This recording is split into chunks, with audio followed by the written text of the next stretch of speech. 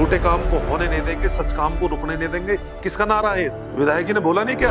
गलत लोगों चाहे चुनाव भी आ जाए मैं उस पर पलटूंगा नहीं, मैं कोई झूठा और गलत वादा नहीं करूंगा। खलीफा जानता है कब लड़ना है, कब डिफेंस और कब अटैक। अगर लोगों को शोषण होगा तो हम उसमें पीछे नहीं रहेंगे, हम लड़ेंगे। अगर बिजली मांगते हैं तो आप अवैध हैं। अगर बच्चों के लिए आप अंधेरा दूर करने की बात करते हैं तो आप अवैध हैं।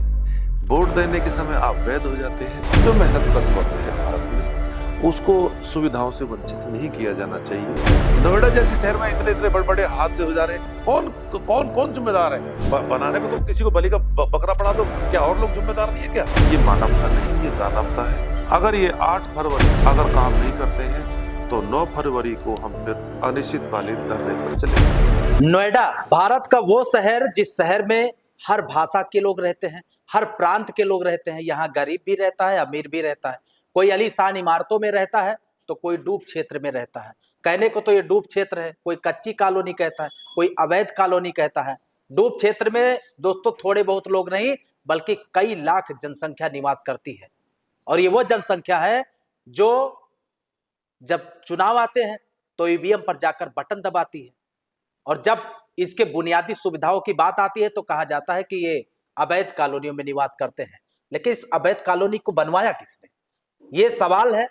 और डूब क्षेत्र जिसमें लाखों लोग रहते हैं, वहां पर बिजली की समस्या है, सड़कें नहीं है, नाली नहीं है, सीवर नहीं है, यानी जो भी मूलभूत सुविधाएं होती हैं वो है नहीं। अब इसकी लड़ाई कौन लड़ेगा?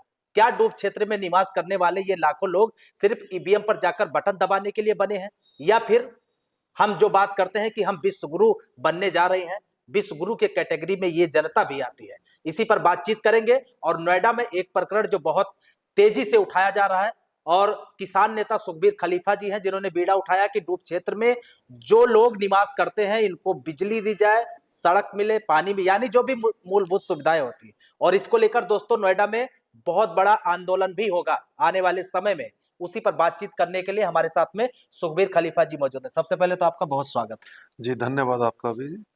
आपने जो प्रकरण उठाया है कि डूब क्षेत्र में जो लोग निवास करते हैं उनको बिजली दी जाए, क्या आपके मन में ऐसा आया और कहां आपको लगा कि ये काम करना बहुत आवश्यक है?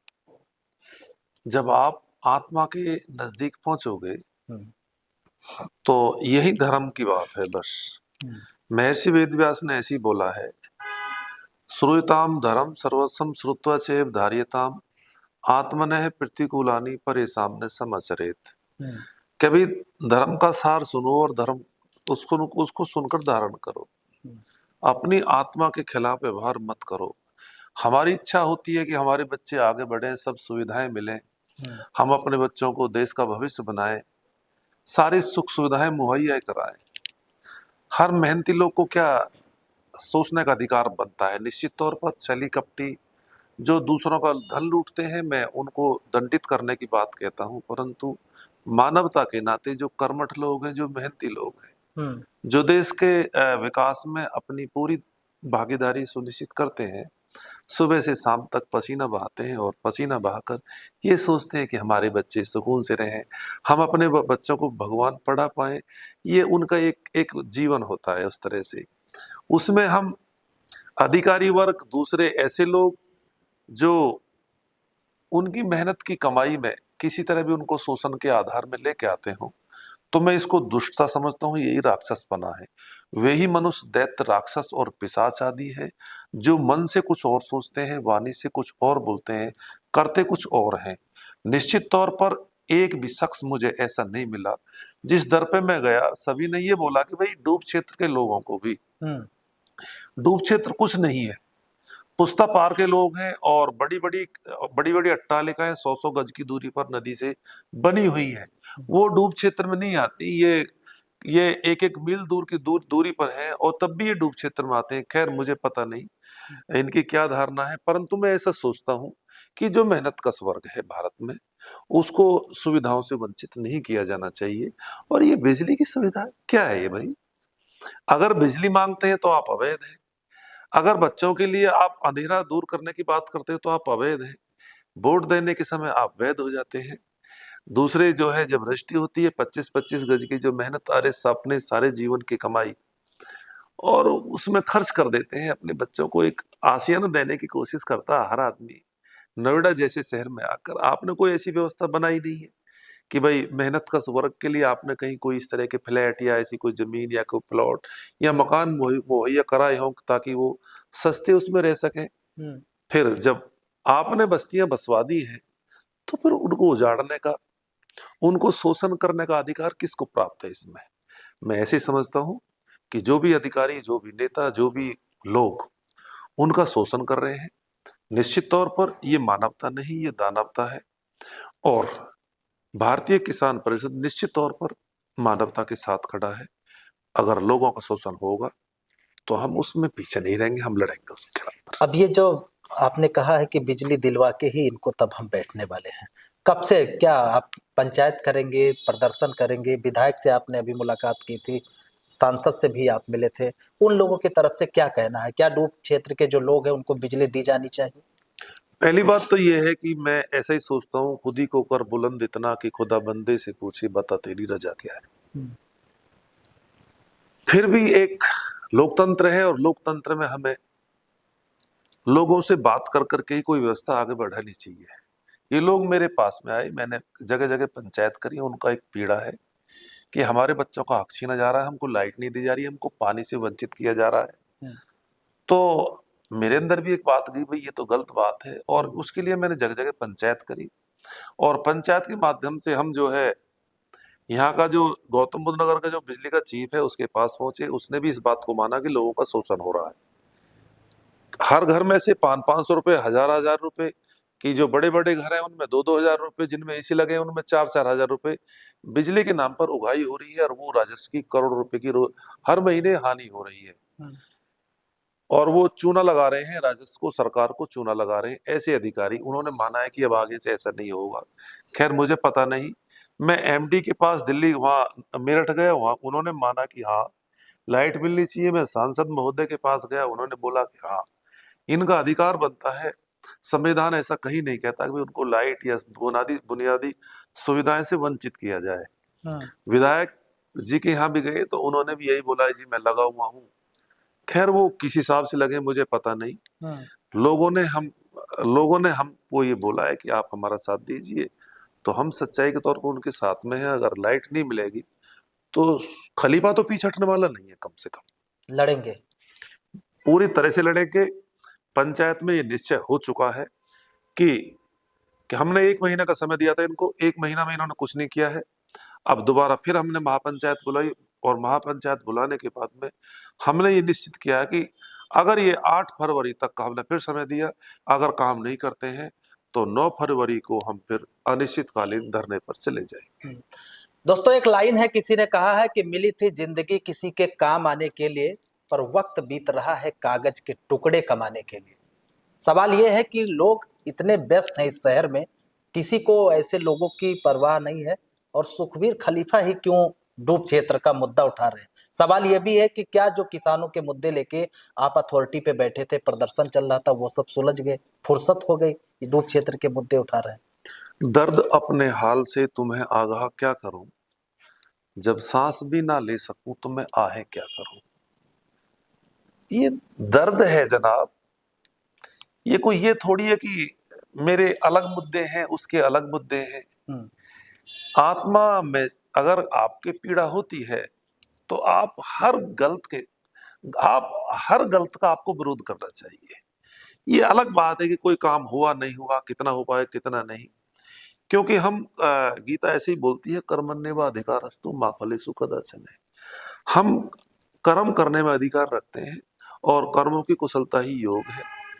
फल फिर वही बात है कि लोकतंत्र है, लोकतंत्र में आदमी कई तरह से जो है अपने आप को अलग अलग तरह से स्थापित कर रहे हैं। कहीं जालसाजी कर रहे हैं, कि जातियों के नाम पर बांट रहे हैं, कहीं वर्गों में बांट रहे हैं, कहीं हिंदू मुसलमान हो रहा है, कहीं कुछ हो रहा है, कहीं कुछ हो रहा है। परंतु सही मायने में खलीफा मानने वाला नहीं है जी, बिल्कुल भी। मेरे अंदर पीड़ा है, मैं किसानों की लड़ाई भी लड़ रहा हूँ, मजदूरों की लड़ाई लड़ रहा हूँ। दोनों के एक जैसे मुद्दे हैं। किसान अपने घरों के लिए लड़ रहे हैं, मजदूर अपने घरों में लाइट के लिए लड़ रहे हैं। जनाब किसी का हक हम कहाँ छीन रहे हैं, किसी का गला हम कहाँ काट रहे हैं? हम तो कुछ नहीं, हमने 90% हमने 100% जमीन इनको दे दी, हमें 90% का मुआवजा मिला है, 10% प्लॉट के लिए लड़ रहे हैं। हमारे घरों पर बैठे बैठाए 1932 के बाद में इन्होंने 1932 के बाद में हमारी बढ़ी हुई आबादी को स्वीकार नहीं करा। जनाब 1932 के बाद में कोई आबादी बढ़ी नहीं क्या? क्या सोचो तो सही, हम गलत कहाँ हैं? इन्होंने माना है, हाई पावर कमेटी ने माना है, बोर्ड ने माना है, ठाकुर जयवीर की अध्यक्षता में कमेटी गठित हुई उसमें माना है। आपके कहने से, आपकी विज्ञप्ति देने के बाद में लोग कोर्ट से वापिस आए। आपने बोला कि हम सबको 10% देंगे, जो कोर्ट ने बोला है, आपने वो काम नहीं करा, लोग आज फिर लड़ रहे हैं। तो ऐसा नहीं है कि हम बैठे हुए हैं, ना बैठने वाले हैं। सही मायने में मानवता के नाते लड़ते हैं और दानवता को हम दबाने का काम करेंगे जितनी हमें सामर्थ्य है। लाखों लोगों को लेकर जब आप इतने बड़े जो लोगों की समस्या है, डूब क्षेत्र में जो लोग रहते हैं, लाखों लोगों को लेकर जब आप धरने पे बैठे, तो कहीं ना कहीं जो प्रशासनिक सिस्टम के चाहे अधिकारी हों, चाहे जो भी सरकार चला रहे हैं, उन लोगों को कहीं ना कहीं इस बात की पीड़ा होगी कि क्योंकि 27 में चुनाव है और उससे पहले आप इतनी बड़ी संख्या में लोगों को नोएडा के लेके आप उनकी मांग को लेके बैठेंगे। आपको डर नहीं लगता कि ये इतनी बड़ी आप मांग उठा रहे हैं? निश्चित तौर पर खलीफा जानता है कब लड़ना है, कब डिफेंस और कब अटैक। पहलवान है इसी वजह से। हाँ, पहलवान हो निश्चित तौर पर। और जब हम मजबूत हों, देश काल परिस्थिति का ध्यान रखते हुए हमको संघर्ष में जाना चाहिए। क्यों ना इनको दबाया जाए। 15-15 साल से लोगों को बहका रखा है कि आपका काम कराएंगे, सच की बात करते हैं, सच के लिए मरेंगे, झूठे काम को होने नहीं देंगे, सच काम को रुकने नहीं देंगे। किसका नारा है? सब नहीं जानते इस बात को क्या? विधायक जी ने बोला नहीं क्या? और पिछली बार हम जब घेराव करने गए थे तब उन्होंने बोला मैं 15 दिन का समय देता हूं, नहीं तो मैं किसानों के साथ बैठूंगा। क्या हो पाए काम? क्या अपनी बात से पीछे ये लोग हटते हैं। सही मायने में सत्ता अब एक जघन्यता लिए हुए बैठी है जिसमें मानवता का गला घुट रहा है। और खलीफा तो ऐसा नहीं होने देगा, कोशिश करेगा पूरी और सच्चाई से कोशिश करेगा। इसमें कोई भी आपको त्रुटि या कोई भी दोष नहीं आप मत देखिए। मैं पूरी आत्मीयता से कहता हूं, पूरे धर्म से, पूरी सत्यनिष्ठा से कहता हूं कि हम सबको ही लड़ना चाहिए। जहां बुनियादी सुविधाएं नहीं मिली लोगों को, तो अपने अपने घरों को भर रहे हो, तरह तरह के प्रपंच रचकर जो है कुछ भाग रहे हैं, पैसे ले लेकर कुछ हो रहा है, कहीं कुछ हो रहा है। अभी देखो नोएडा जैसे शहर में इतने इतने बड़े बड़े हादसे हो जा रहे हैं। कौन कौन कौन जिम्मेदार है? बनाने को तुम किसी को बलि का बकरा बना दो, क्या और लोग जिम्मेदार नहीं है क्या?